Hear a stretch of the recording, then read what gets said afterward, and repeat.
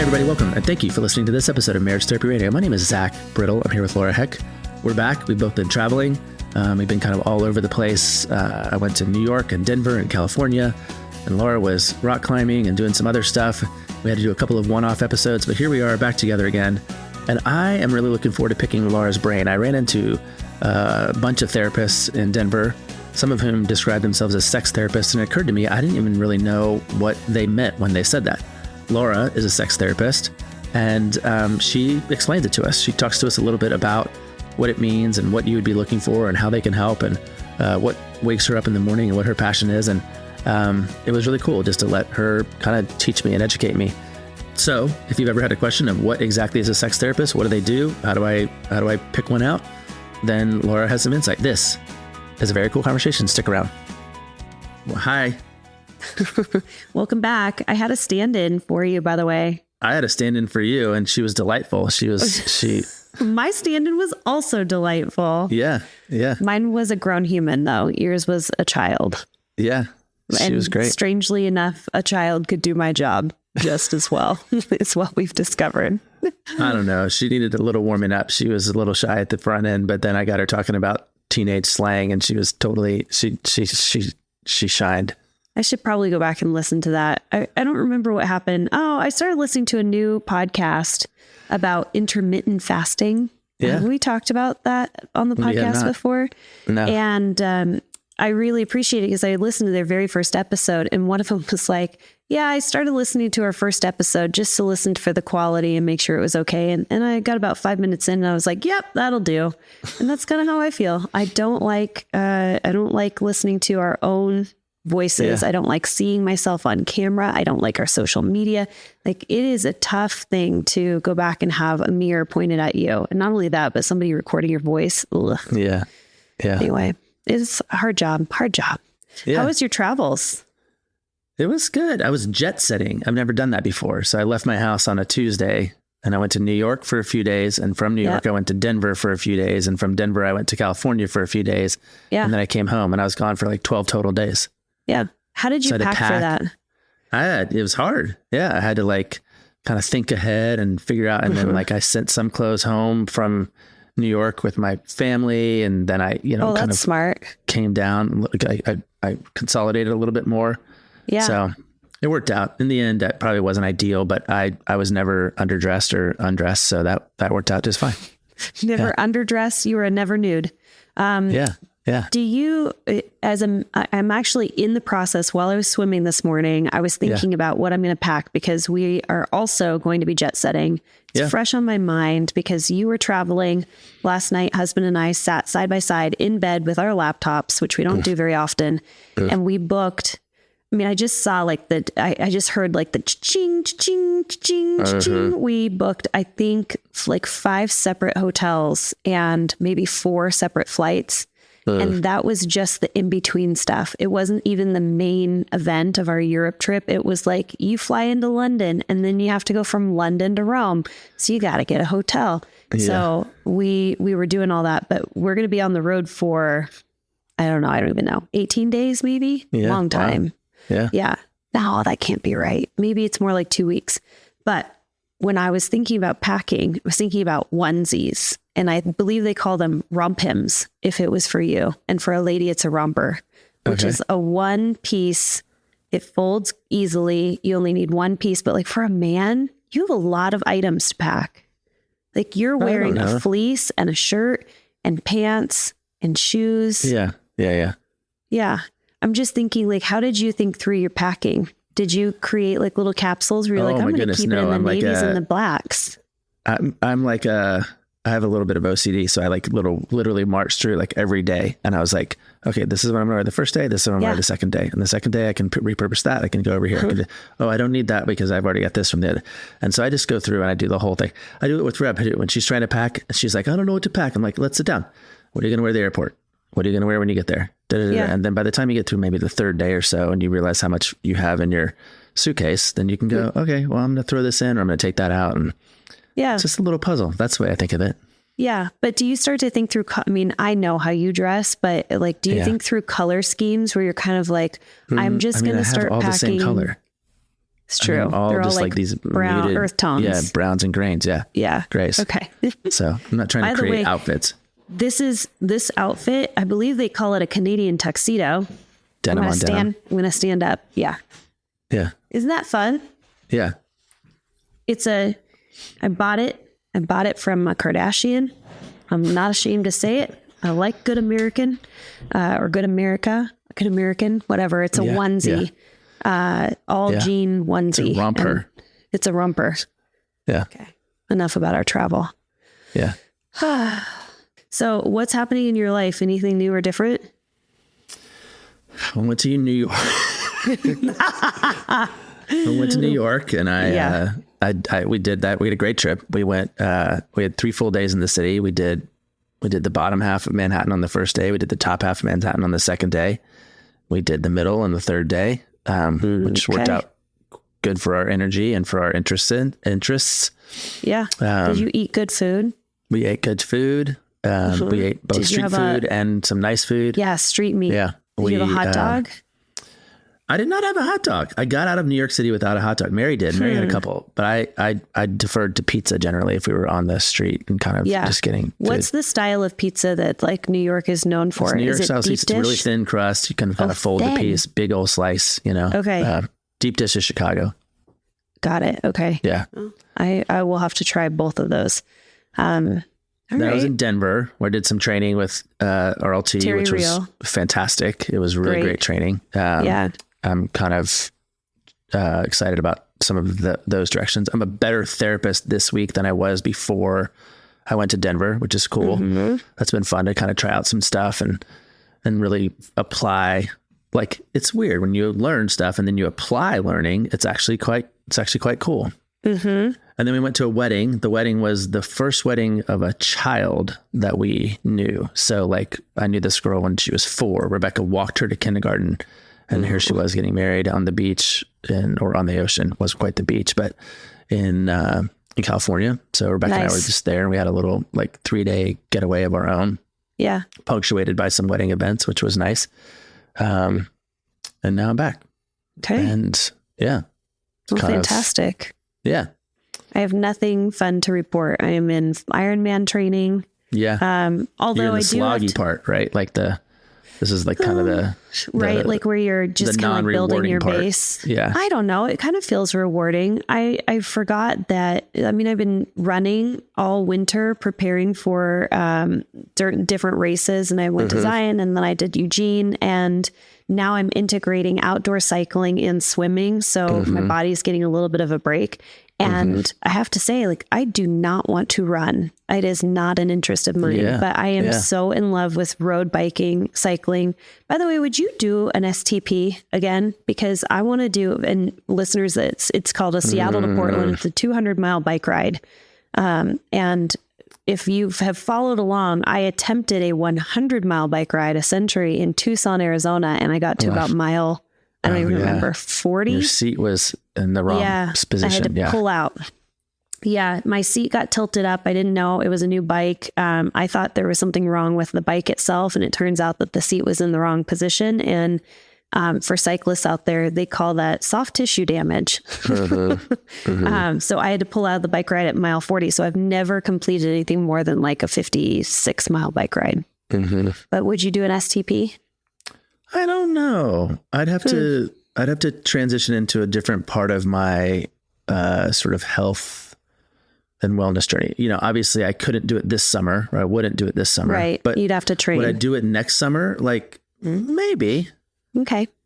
STP is Seattle to Portland. That's what it is. That's what it stands for. 200 miles, and you can break it up over 2 days, which I would, ride 100 and then stop, camp, party, have some alcohol.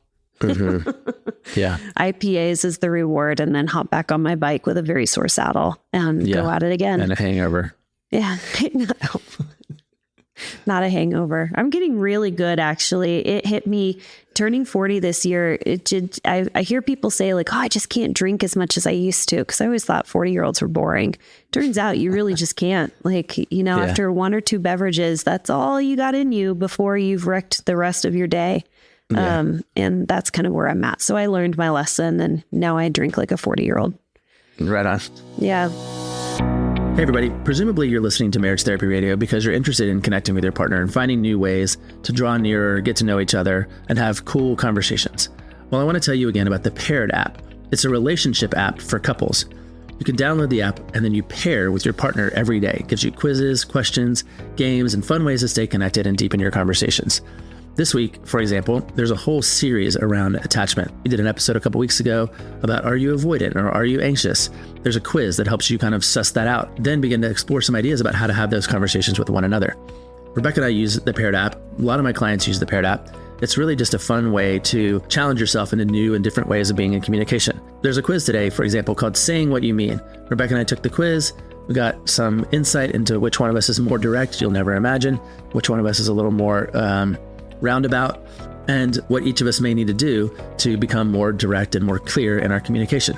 So whether you're just a few dates in or you've been together for a really long time, try lightening the mood and having fun with your partner by using Paired. Head to paired.com/MTR. You'll get a 7-day free trial and 25% off if you sign up for a subscription. Just head to paired.com, that's PAIRED.com/MTR to sign up today. Connect with your partner every day using Paired. A happier relationship starts here. What has been kind of on your mind? What are you seeing? What's coming up? Like, I always love talking to you after you've done some training or after we've done a workshop, because a lot gets stirred up and we get excited about it. It's a fine question. I don't actually know if I'm quite ready to talk about it. Like I literally have not had any time to really process it. I got on a plane the next morning, went to California, kind of committed to just detoxing from or detaching from things that were thoughtful. And then I got home and immediately went to work and just kind of haven't done it. I think I will have plenty to say about it, but probably maybe next week. I have a question for you though that came up for me in Denver that I'd like to poke around with you on. Interesting. Okay. Can I ask you that? Yeah. Kind of nervous.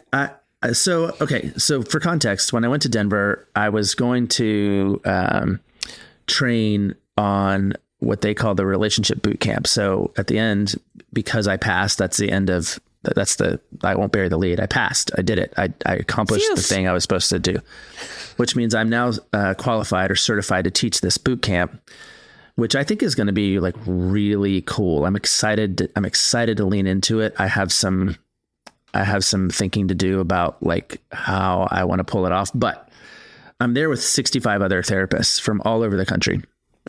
And they are all in different phases of their practice. Some of them are coaches. Some of them are psychiatrists. So you don't need to be like a licensed therapist in order to offer the boot camp. You don't. You have to achieve a certain degree of training in RLT, and you have to pass this specific training around the boot camp. But you don't have to be a certified. You don't have to be a licensed therapist. No. Okay, got it. And there are people from Canada. There are people from Belgium. So it's more of an they're disconnected a little bit from state licensure as the primary lens of criteria. Okay, got it. I was in this group, a subgroup of, so there's 65 of us. I was in a subgroup of about 8. That we spent the week together, and we were all sort of accountable to doing the presentation and kind of vetting it together. Anyway, I heard more than a few people say, I'm a sex therapist. And I was like, Laura's a sex therapist. But I don't even know like what that means. Like, what does it mean to you to be a sex therapist? Like, what exactly is sex therapy? So I'm Joe Schmo client. Right. And I call you up, Laura, and I'm like, hey, I'm looking for a sex therapist. Yeah. I want to know, like, I realize I just have never really kind of leaned into that with you. Like, you finished the process and I knew that was an area of interest for you, but how does it differentiate for you from being a couples therapist? Or like, walk me through it a little bit. Walk us through it. Okay. So the whole idea of when somebody says I'm a sex therapist, it doesn't actually mean that they have gone through any kind of credentialing, licensure, or specific training related to sex therapy. Okay. You can call yourself a sex therapist the same way. It's also very broad. So that's one thing that I would say is like, okay, so you call yourself a sex therapist. What they're really saying is I will and am willing to talk to you about sexual issues of any sort. But it doesn't actually mean anything when it comes to credentialing. So I would dig a little bit deeper. And the kind of gold standard when it comes to, okay, so you're a sex therapist, but what does that actually mean as far as like what you've gone through in order to be trained? Okay. Means that they've gone through either an AASECT certified therapist. That's so AASECT is the American... Man, I should probably know this. I bet S stands for sex. Probably. Or sexuality, education. Yeah. Therapist, coach. We'll look it up what AASECT certified. I got you. I'm looking it up right now. Thank you. Phew. Yeah. But that's the credentialing that I went through. And that's like the gold standard. It's like if somebody says I'm a couples therapist, what does that actually mean? If you're looking for somebody who's specializing, it's a good idea to say, are you a certified Gottman therapist? Do you have, are you an RLT therapist? Like what kind of credentialing have you gone through? Okay, you've got AASECT. AASECT is AASECT. So it's the American Association of Sexuality Educators, Counselors, and Therapists. That's right. And there's sort of different tiers that you can go through as far as training. If you're not a therapist, but you want to become a sexuality educator, you can go that route, or a sexuality coach or a therapist. So I believe therapist, and then beyond that, you can become a supervisor. So when someone says that there's a sex therapist, that really doesn't mean that they have any special training or credentialing. They're just kind of throwing out an umbrella term like I'm a couples therapist. Unless and until they say I'm a sex therapist, I'm a certified AASECT. Exactly. Therapist or AASECT sex therapist, Yeah. So if you're going to... This is you have this certification, I remember. Well, let's just say that I have not turned my paperwork in yet. Oh. I know. Every time I go to my consultation group with a bunch of peers, I tell them, what's going on in my life. And they're like, oh, you wrote a book. That's so great. And you went through the training to become a sex therapist. That's so great. And I said, well, yeah, I just haven't turned my paperwork in. So the process is extensive, though. It's a couple of years of schooling. And then beyond that, you're working with you're actually in practice doing sex therapy. And then you're also working for the 2 years with a supervisor, and you're going over your caseload and they're pointing out sort of blind spots, how to support you. Okay, that was that you wanted to know about when people say they're a sex therapist. Okay. That's the onboarding. Yeah. Okay. But I'm Joe Schmo and I call you up and I'm like, hey, Laura Heck, I heard you're a sex therapist. I'd like to get some sex therapy. What, Yeah. How do you orient that, or how do you vet that? Like, or how do you help me decide whether or not that's actually what I'm looking for? Well, you just start asking questions. It's the same way that when somebody says, I have relationship issues, you start asking questions. You want to understand, like, what are you experiencing that might be causing you pain or discomfort or frustration? What is it that you want to be better? And it's a very broad field, incredibly broad. In fact, I was like the narrowest scope when I was in sex therapy school. I felt like I had a very narrow lens in which I treat. And mostly what I'm treating are couples that are looking to enhance their intimacy. But you have folks that are dealing with, different dysfunctions. You have folks that are dealing with trauma, sexual trauma. I mean, it's a very broad field. So, same thing goes that when somebody wants a sex therapist, you really are looking for a specialist. What is it specifically that you're wanting to work on? And also, I mean, if you want like a kink affirming therapist, look for a kink affirming therapist. If you are wanting someone that specializes in LGBTQ+, look for that. So it's a very broad field. So look for the certifications and then also look for the specialties. Yeah. What questions do you begin to ask me? I mean, it sounds like you are focused a little bit on standard marital dysfunction or displeasure or disinterest. Yeah. I tend to but not. Where do you go? Like, what wakes you up? Like, what would you do if this inquiry comes in from me, Joe Schmo? Yeah. Well, I mean, when couples come to me, they are almost never, actually, I got this question from a girlfriend. People who come to me are almost never coming to me specific because something's going on in the relationship or something's going on in their sex life that they don't like. It's almost always there's this going on in the relationship, this going on in the relationship. And also as a part of the relationship is our intimacy. And part of the intimacy is maybe intercourse that is painful or intercourse that's not pleasing, or we have totally out of whack sexual desires. Like one person is a high desire partner. So I'm asking them a lot of questions about the relationship, about their friendship, the history. I love going into sex history, by the way. It gives so much information. And the question that I ask, and I don't know how I framed it, but it's meant to be very broad and almost a little confusing and abstract. But I ask people, like Zach, I would say, tell me about your sexuality.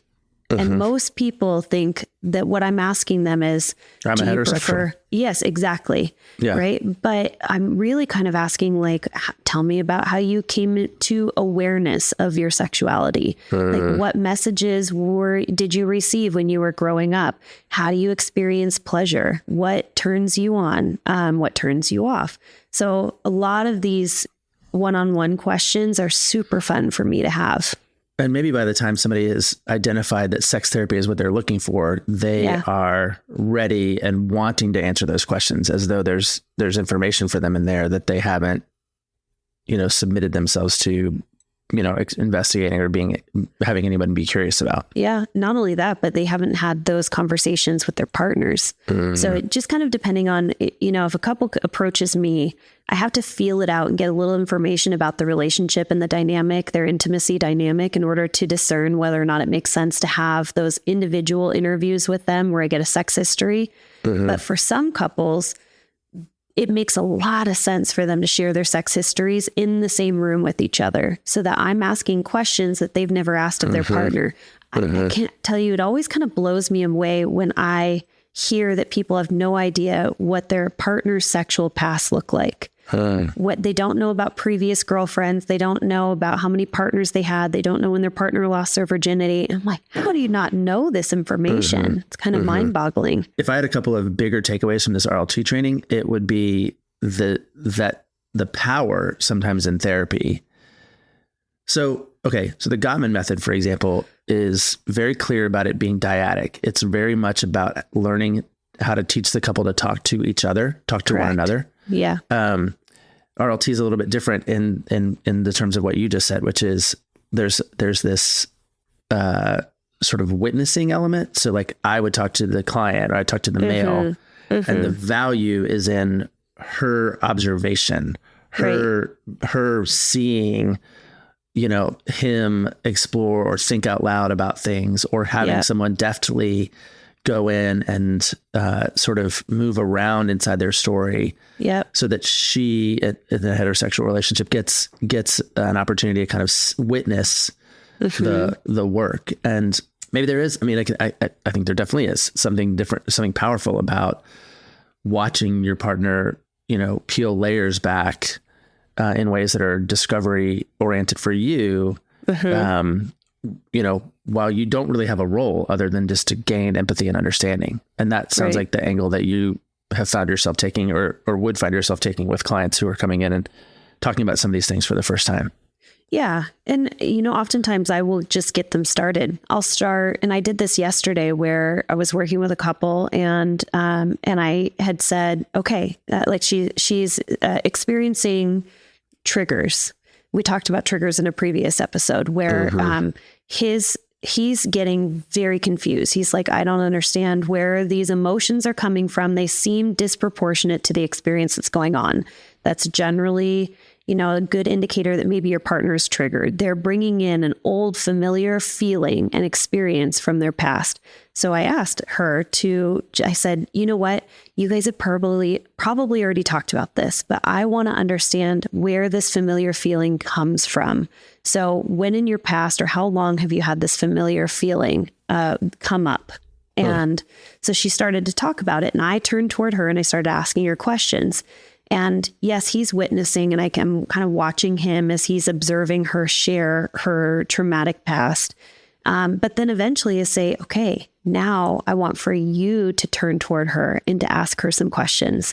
So I pass the torch to him. So there is definitely an observation. There's a witnessing that is occurring. But what I'm trying to do is create that safe space for the two of them so that they can actually get curious about each other. And then I'll ask, what questions do you have for her in the same vein, where you can try and sort of non-judgmentally try and understand her history and her past so that you can seek to understand and build that empathy up. and he did an awesome job. But we, for whatever reason, don't feel safe, feel like it's maybe too deep of a question. It's not the right time and space, whatever it might be, or like that kind of depth of question is off limits.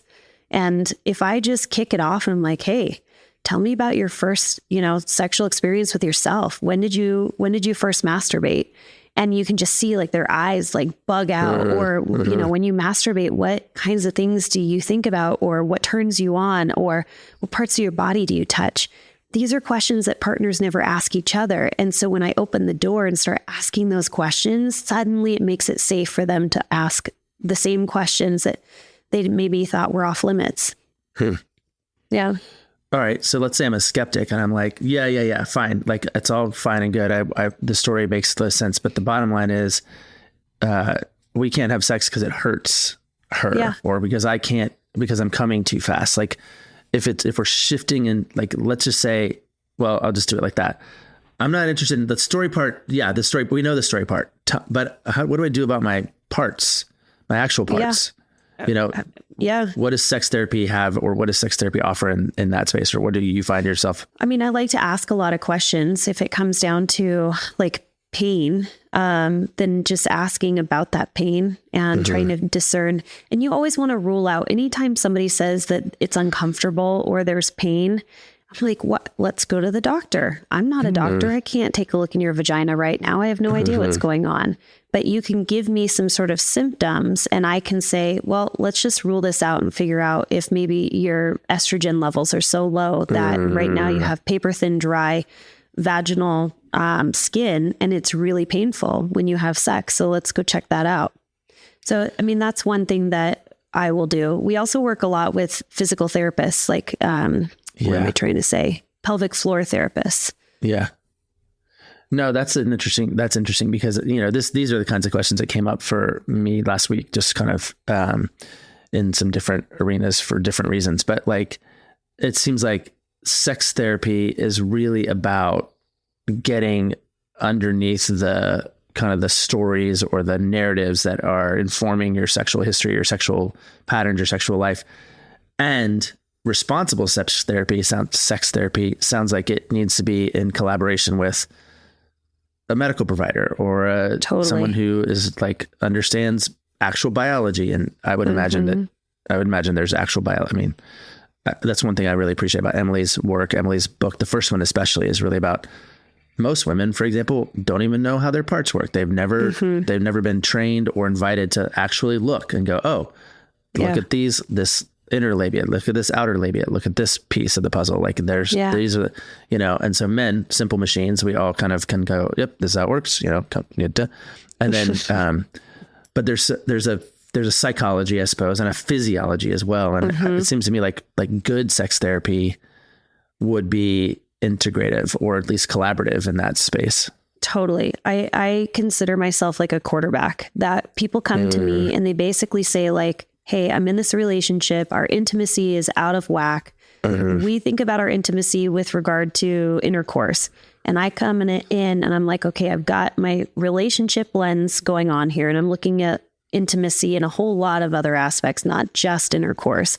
But then I'm also quarterbacking, getting, figuring out what kind of meds are you on and how is that impacting you? And I'm not the specialist, but I'm going to talk to your psychiatrist or your primary care physician and figuring out the impact that those meds are having on your sex life.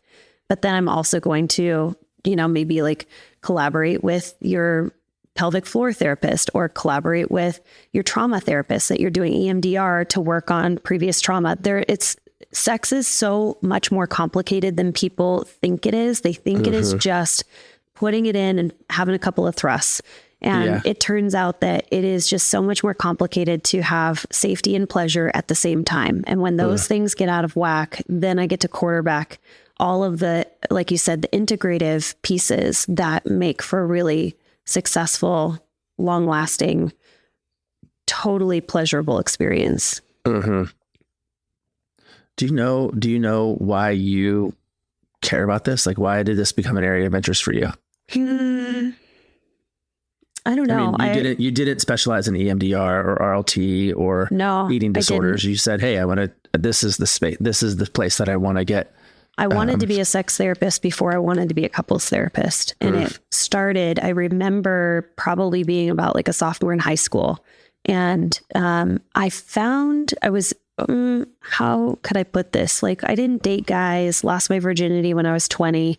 So I don't know. I just found that I liked talking about sex and I liked the concept and I just thought it was interesting, and maybe because it was taboo and I like to talk about it like a little bit of a taboo topic. But yeah, I don't actually know why. I always felt like it was really important. And I think because it was taboo and that I found that people had a hard time navigating around it, I wanted to put people at ease. And it was from a very early age.